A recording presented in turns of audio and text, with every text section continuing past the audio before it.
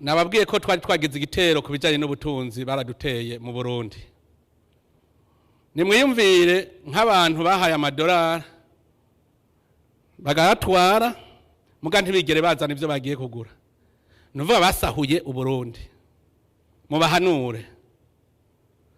Uwuzi ko yarose amadolari agiye kwemporota ikintu akizana. Ntitwirirwe turasitana turonderana kuko urumva barazwi ku mazina. Barazwi.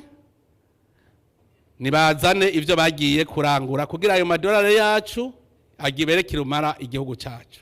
Ko kintu cyitwa digitalization je ndazi yuko itavya inyani zovyara ishuri wemwe izovyaratu.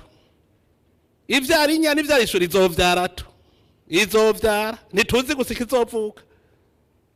Ko kintu cyitwa digitalization bije programme kubera nabagunduye. Décembre revision budgétaire izoba.